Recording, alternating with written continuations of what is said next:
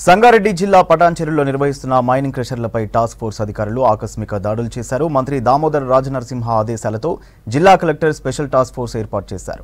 Patancheru MLA Gudem Mahipal Reddy సోదరుడు మధుసూదన్ రెడ్డి లగ్డారం గ్రామంలో survey number 738లో mining చేస్తున్నారని తెలిపారు. అధికారులు 4.23 హెక్టార్లలో నడవాల్సిన మైనింగ్ 15 ఎకరాల్లో అక్రమంగా చేస్తున్నారని అధికారులు తెలిపారు.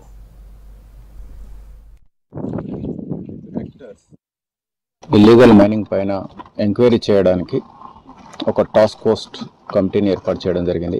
ఈ పటాన్చెరు పరిసర ప్రాంతాలలో మైనింగ్ ఆపరేషన్స్ గురించి ఎన్ని కంపెనీస్ ఎన్ఓస్ తీసుకున్నాయి, ఏ సరణంలో తీసుకున్నది, ఎంత ఎక్స్టెంట్ తీసుకున్నది, ఎంత లోతు వరకు వాళ్ళకి పర్మిషన్ ఉంది, అక్కడ జరిగేటువంటి యాక్టివిటీస్ అన్నీ చట్ట ప్రకారం నియమ నిబంధనలకు అనుసరించి జరుగుతున్నాయా లేదా అని విచారించడానికి నిర్ణయించుకోవడం జరిగింది. అవన్నీ కూడా ప్రత్యక్షంగా చూడడానికి ఈరోజు లకుడారం గ్రామంలో ఈ క్వారీ దగ్గరికి కమిటీ మెంబర్స్ అందరం కూడా ఇక్కడికి రావడం జరిగింది.